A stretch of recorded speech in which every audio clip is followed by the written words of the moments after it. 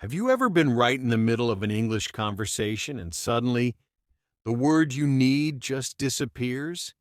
It's stuck on the tip of your tongue, but you just can't find it. Well, don't worry. I've got you covered.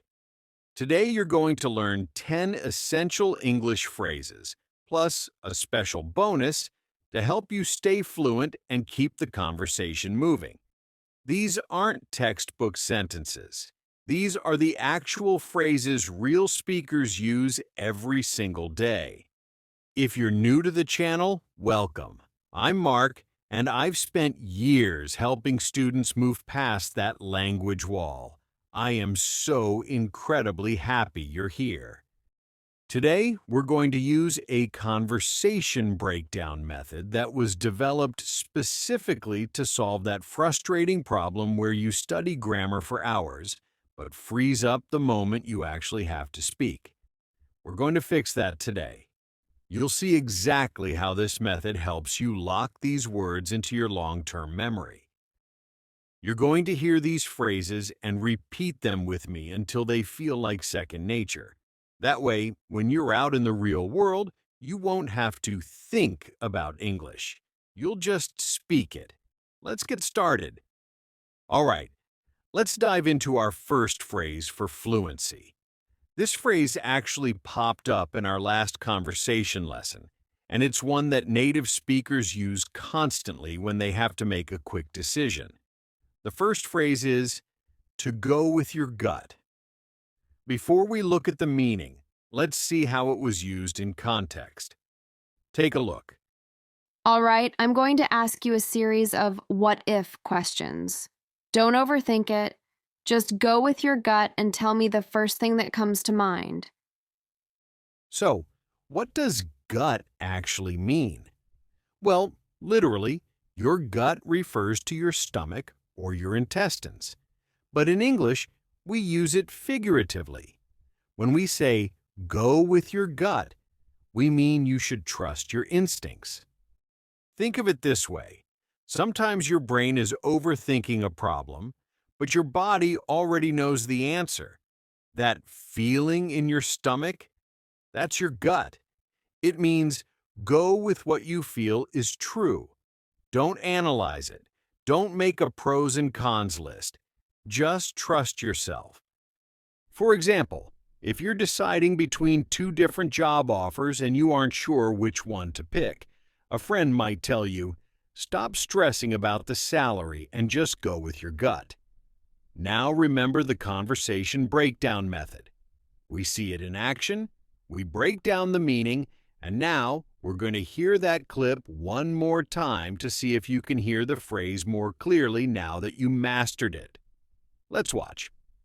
All right, I'm going to ask you a series of what-if questions. Don't overthink it. Just go with your gut and tell me the first thing that comes to mind. Our second phrase for fluency is, I'm on a mission. Let's see how this was used in a conversation, and then we'll break it down. I'm on a mission to improve myself every single day, no matter how small the progress is. When you say you're on a mission, you aren't just setting a simple goal. You are talking about intense determination and motivation. A mission feels important. It's a goal that aligns with your values. For example, if I say I'm not going to use my phone for a month, I might give up after 2 days. But if I'm on a mission to reclaim my focus and free my mind from social media, now I have a purpose. That's the difference. You can use this for any big life goal. For example, if you want to finish writing a book this year, you could say, I'm on a mission to finish my first draft by December 2026. It shows the world and yourself that you are 100% committed. Let's hear it and listen for that determination. I'm on a mission to improve myself every single day, no matter how small the progress is. Now, our third phrase is one you'll hear everywhere. No way. It's short, it's powerful, and it shows total conviction. Let's hear this clip. Could you live without coffee or tea for the rest of your life? No, no way. I need something to pick me up in the morning. Did you notice how there was zero hesitation there? No way is the perfect way to express a strong no or total disagreement. It's much more natural and emotional than just saying, I disagree. Imagine your partner says, Hey, it's a beautiful sunny day. Let's spend the whole afternoon cleaning out the garage. You look outside at the sunshine and say, No way. I'm going to the park to enjoy this weather. Come with me. It's an excellent way to show your personality and your energy in a conversation.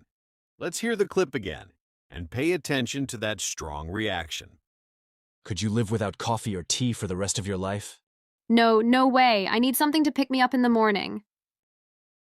Our fourth phrase is a classic, to hit the spot. This is what we say when something is perfectly satisfying. Let's see it within context.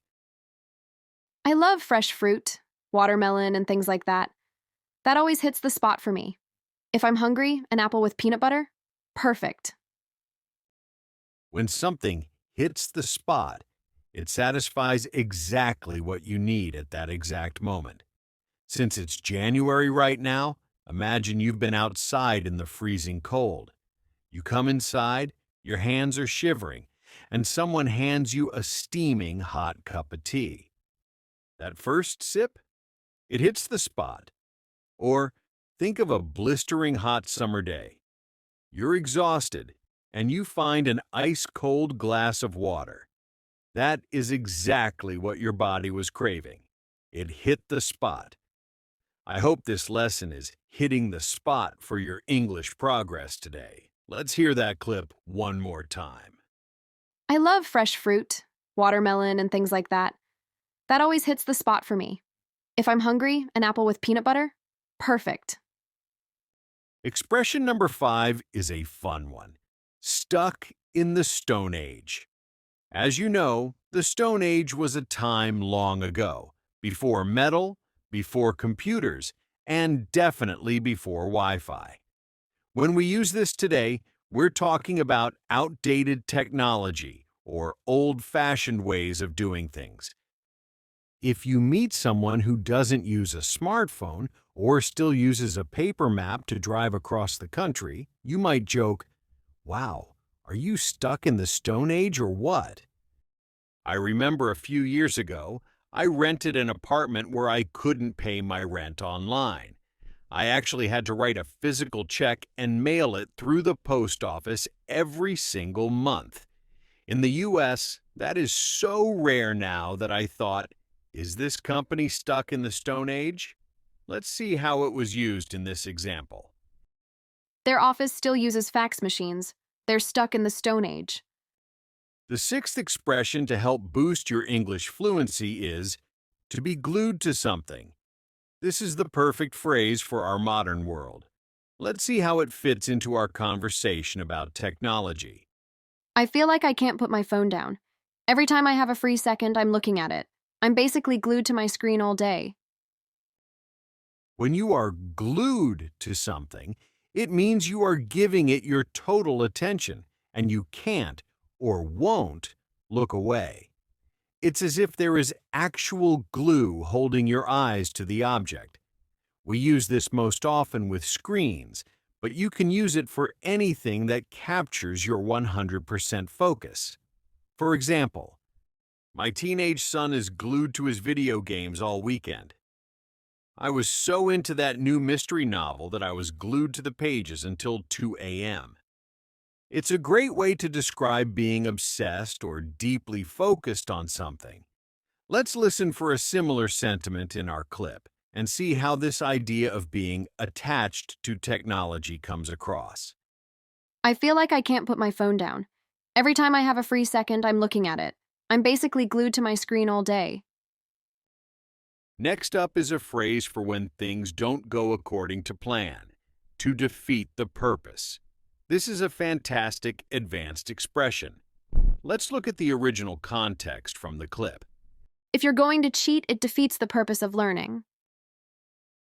When we say an action defeats the purpose, It means that what you are doing actually cancels out the very goal you are trying to achieve. It makes your effort useless. Think about this everyday example. Imagine someone decides they want to get healthy and lose weight. They go to the gym and work out for 2 hours. They are working so hard. But then, on the way home, they stop and eat 2 giant double cheeseburgers and a large milkshake. What happened?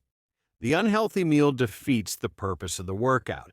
The goal was to burn calories and be healthy, but the meal canceled out all that hard work. Here's another example. If you have a skin rash and you want it to heal, your goal is to let the skin breathe. But if you cover it with thick, heavy makeup, you're blocking the air. The makeup defeats the purpose of the healing process. It's a great way to point out when a plan isn't working the way it should. Number 8 is a great way to master prepositions naturally, to get nothing from it. Instead of memorizing grammar rules, just remember this block of words. Let's see how it was used. I check Facebook every now and then, and I get about nothing from it. If you get nothing from something, it means it provides zero benefit or value to your life. It's a waste of time. However, I hear students say this a lot about their old language schools. I went to that English class for 6 months, but I got nothing from it. That is so frustrating. My goal is the exact opposite. I want you to get a lot from these lessons so you can actually use them in the real world. Now let's move to phrase number 9. It is casual slang term, a bummer. A bummer is a light way to say something is disappointing or a shame. It's not a tragedy, but it's definitely not good. For example, The concert was canceled because of the rain. What a bummer. if a concert is canceled, people feel sad because they were looking forward to it. Another example, I studied all night and still failed the test. What a bummer. It's a disappointment phrase. Our 10th phrase is to put something into something. For example, I put a lot of effort into these videos for you.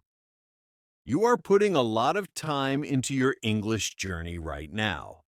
Let's hear it in this clip. We put a lot of thought into planning the event. This means they invested time, care, or effort while they were planning the event. Finally, our bonus phrase, to be weaned off of something. Originally, weaning refers to a baby slowly moving from milk to solid food. It's a gradual process. Figuratively, we use it for anything we are trying to quit slowly. For example, I'm trying to wean myself off of social media by using it for only 20 minutes a day. It implies that you have a strong habit or even a minor addiction, and you need to slow down bit by bit. All right, you made it to the end. Great job today. Mastering these 11 phrases is a huge step towards sounding less like a textbook and more like a confident, natural speaker. Remember, fluency isn't about knowing every single word in the dictionary. It's about having the right tools to keep a conversation moving, even when you're nervous. If you found this conversation breakdown helpful, make sure to hit that subscribe button and join our community. We post new lessons every week designed to help you bridge the gap between learning English and actually living in English. I want to hear from you. Which of today's phrases was your favorite? Was it hitting the spot or stuck in the Stone Age? Leave a comment below with your own practice sentence. I love reading your examples and seeing how you apply these to your own life. Thank you so much for spending your time with me. Keep practicing, keep staying curious, and I'll see you right here in the next lesson. Bye for now.